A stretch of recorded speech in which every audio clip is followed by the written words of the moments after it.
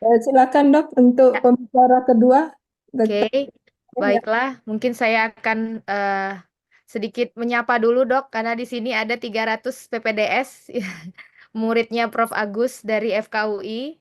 Senang sekali bisa bergabung dan saya juga menyapa seluruh profesor, sejawat senior, serta teman-teman sejawat lainnya. Terima kasih atas kehadirannya pada malam hari ini. Mungkin lanjut untuk pembicara kedua ya dok ya.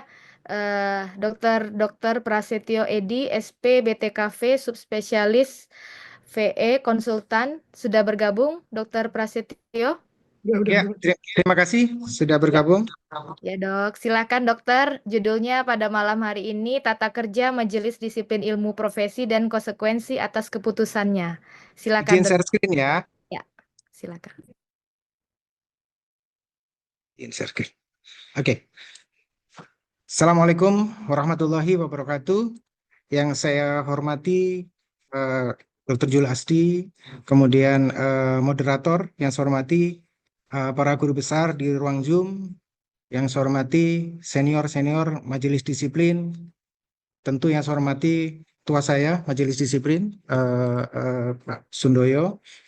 Eh, yang saya sayangi adalah 300 mahasiswa yang eh, menjadi muridnya eh, Prof. Agus. Saya senang sekali kalimat itu karena saya mencoba untuk memberikan pemahaman teruntuk adik-adik saya di 300 mahasiswa Prof. Agus ya.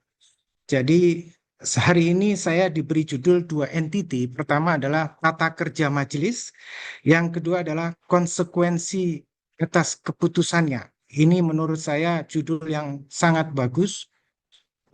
Saya mulai dari titik apa yang 1 menit yang lalu didiskusikan oleh moderator tentang apa sih sebetulnya etika dan disiplin itu. Etika yang merupakan kaidah imperatif dan disiplin yang merupakan kaidah nisbi itu sebetulnya makhluk apa sih itu? Next slide. Jadi, eh, next slide. Oke. Ya, jadi sebetulnya tugas dari Majelis Disiplin Profesi itu adalah untuk menegakkan disiplin. Kenapa mesti ditegakkan disiplin ini? Untuk profesionalisme. Untuk selalu menjaga profesionalisme daripada dokter se-Indonesia. Ini entiti yang luar biasa. Yang nomor dua adalah untuk menjaga kepentingan rakyat, kepastian hukum pasti. Jadi ini sebuah entiti yang luar biasa.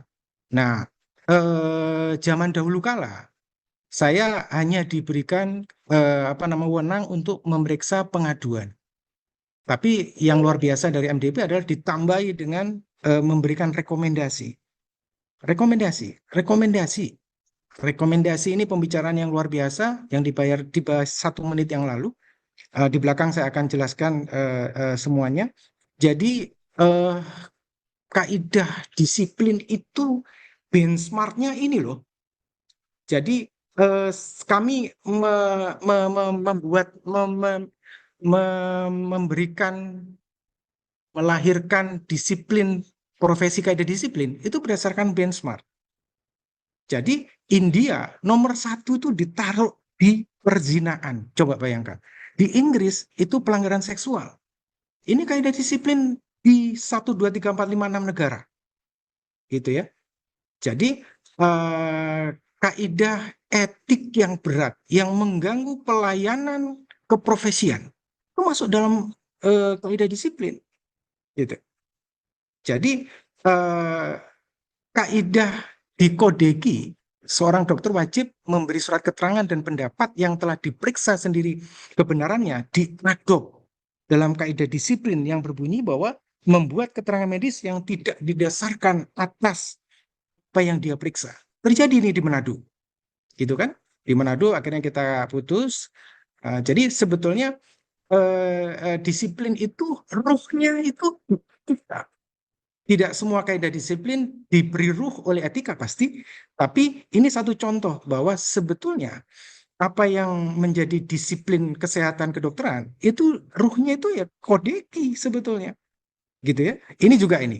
Jadi memang semua kaidah disiplin itu diruhi oleh eh, sebuah kaidah etik. Perintah etiknya itu bunyinya adalah setiap dokter harus menjaga kesehatannya. Kalau ini dinisbikan di dalam kaidah disiplin, maka bunyinya adalah dokter boleh nggak sehat, tapi jangan coba waktu jaga rumah sakit nggak sehat, sehingga outcome daripada pelayanannya jadi buruk. Ini terjadi di Jawa Timur, sebelah selatan, seorang dokter penyakit dalam, akhirnya kita kasih cabut STR, karena pada saat jam 2 dia tidur, satu-satunya spesialis penyakit dalam di kota itu, sehingga ditelepon sama dokter jaga nggak bisa, karena dia sedang tidak enak badan. Bahkan yang namanya kompetensi itu adalah kaidah disiplin juga, kaidah etik juga, kaidah disiplin nomor 1 malah, begitu. Dengan contoh kasus yang sebelah kanan, jadi pelanggaran disiplin kompetensi ini banyak terjadi. Kebetulan ini di Natuna pada zaman dulu, majelis yang dulu. Oke, Bapak Ibu yang saya hormati, ini adalah 2022 sampai 2024. Ini nggak tahu faktor kebetulan atau memang inilah sebenarnya yang terjadi di masyarakat, bahwa pengaduan tertinggi di 2 tahun itu adalah paling tinggi adalah anestesi. Nomor 2 adalah Opsin. Oppo Find N5, smartphone lipat paling tipis dan ringan di dunia. Inovasi terdepan dalam teknologi smartphone lipat. Oppo Find N5, slim yet powerful. Nikmati benefit eksklusif hingga 22 juta rupiah. Oppo, make your moment. Kalau hari ini kita sedang berkutat membicarakan anestesi dan Opsin, setidaknya yang perlu digarisbawahi adalah memang komplain itu paling banyak dari 2 disiplin itu. Begitu kira-kira. Jadi pasal 304 ini, bahwa majelis ini dibentuk untuk penegakan disiplin, untuk mendukung profesionalitas, gitu ya. Jadi pasal 305 sesuai dengan TOR daripada acara Forkom malam ini, saya terpaksa harus bahas bahwa pasien dan keluarganya. Pada zaman dahulu lebih sulit, apa itu? Seluruh manusia yang dirugikan. Wah, repot itu.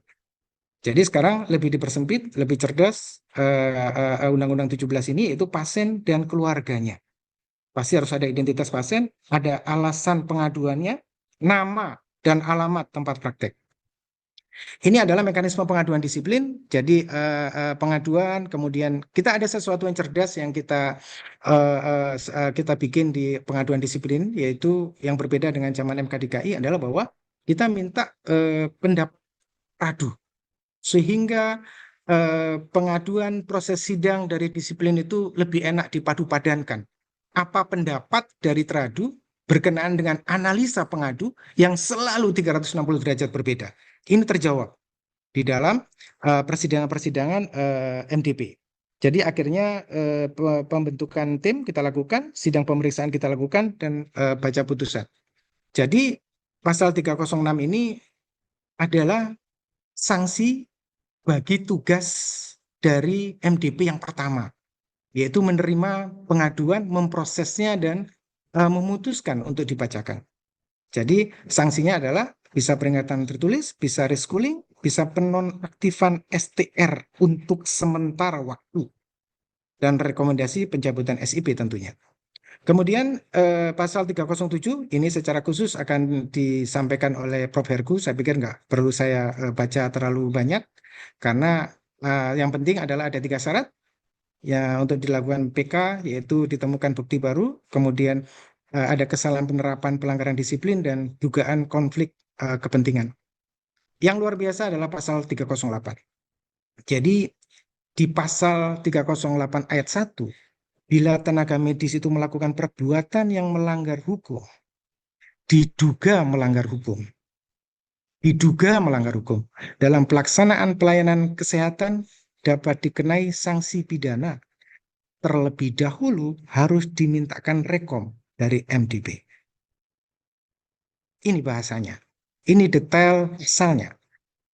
Nggak satu nafas ini baca ini. Begitu ya. Rekomendasinya itu adalah dapat atau tidak dapat dilakukan penyidikan. Sampai di sini kok MDP itu.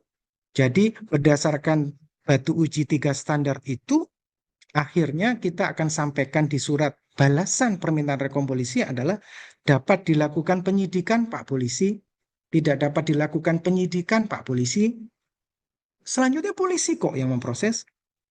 Begitu ya. Tentunya quote and quote kita tahu. Ini rekomendasinya dari orang yang representatif. Rekomendasi orang yang sekolah spesialis. Rekomendasinya adalah sekolah orang yang sekolahnya panjang. Rekomendasi dari orang yang didampingi oleh ahli-ahli hukum, kesehatan. Begitu ya. Perdata sama dengan konsep pidana sebetulnya. Jadi kita harus cepat bergerak. 14 hari itu waktu yang tadinya kami berpikir 14 hari itu lama. Ternyata MDP ini rata-rata kisaran kerjanya untuk menerima rekomendasi sampai mengeluarkan rekomendasi itu sekitar maksimal 5 hari. Jadi bahkan kemarin Garut itu dalam 1 kali 24 jam kita keluarkan rekomendasi itu sehingga polisi menyatakan layak sidik yang akhirnya menjadi tersangka. Jadi ini loh makhluk 3 batu uji itu yang mungkin di antara kita juga nggak pernah baca draftnya gitu. Standar profesi itu disusun konsil dan kolegium ditetapkan menteri, standar pelayanan itu diatur oleh peraturan menteri, standar SOP rumah sakit pasti dibikin oleh pimpinan fasilitas pelayanan kesehatan. Ini yang barangkali kita dokter aja nggak pernah baca draft ini dan kita terbata-bata saat kaidah ini dipakai untuk menentukan seorang dokter itu layak sidik atau tidak layak sidik. Ini mekanisme rekomendasi, jadi tentu kita menunggu rekomendasi dari polisi. Polisi yang butuh untuk minta rekomendasi, baru kita bergerak. Gitu. Jadi polisi membutuhkan ini, gitu. Dari 21 rekomendasi, begitu, 19 sudah kita jawab dan 2 berproses dalam 2 hari ke depan sudah ada keputusan. Itu 7 dari permintaan rekomendasi itu kami nyatakan bahwa sejauh tidak sesuai dengan standar pelayanan dalam pelaksanaan sehingga lanjut penyidikan, sisanya adalah sesuai standar. Pertanyaannya adalah apakah perlu khawatir? Apakah perlu khawatir publik kedokteran? Begitu ya. Jadi 7 dari 19 itu kita sampaikan tidak sesuai pelayanan keprofesiannya dengan 3 batu uji itu. Nah, begitu. Kami menerima sore Garut itu. Pagi-pagi jam 8 kita masuk Garut. Kita bersidang dari jam 10 pagi selesai 5 sore. Sangat maraton. Kita ketemu langsung pelapor. Pertanyaannya adalah teman-teman yang berkomentar dan diajak komentar di TV ketemu orang ini enggak?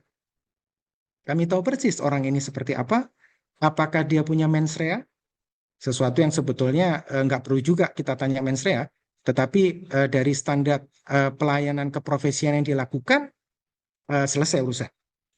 Gitu kan? Apakah pertanyaannya teman-teman bisa membuka seluruh video itu? Apakah di video itu ada bidan dan perawat? Kami tahu di situ ada bidan perawat. Begitu kira-kira. Karena kita datang ke klinik itu. Gitu. Siapa saja mereka? Ada 3 manusia. Begitu. Yang viral itu polisi sebelumnya tidak tahu, akhirnya kami tahu siapa dia. Gitu kan? Ada 2 lagi yang dibicarakan oleh kepolisian Garut. Jadi kami touch sama korban, kami touch sama terlapor. Banyak hal yang pasti tidak bisa saya sampaikan di forum Zoom ini, tapi kami tahu persis apa yang terjadi terhadap terlapor dan terhadap korban. Banyak ilmu yang didapatkan pada peristiwa ini. Jadi teman-teman jangan takut, MDP provinsi pasti akan kita bikin. Jadi di RPMK yang sedang harmonisasi di Menkumham ada di pasal 11. Jadi itu syarat-syaratnya sedang kita proses. Jadi izin saya sampaikan bahwa kaidah etik dan disiplin itu adalah saudara kandung. Kami tetap sangat hati-hati menerjemahkan kaidah pasal 308 ayat 8 bahwa ayat 1 bahwa harus memenuhi syarat sedang menjalankan keprofesian dari tenaga medis itu. Gitu. Kami juga mentris tiga batu uji itu, tiga standar itu. Jadi insya Allah bila memang polisi membutuhkan kami untuk permintaan rekomendasi, kami siap untuk mengawal, nggak pagi, nggak siang, tidak malam. Alhamdulillah sampai hari ini kami kuat bersembilan. Pasti di kemudian hari kita akan membutuhkan teman-teman MDP provinsi untuk membantu kami. Karena kalau saya lihat perbandingan sama MKDKI, di MKDKI itu sebulan itu ada 3 pengaduan. Tapi hari ini kita berproses 6 bulan, sudah 62.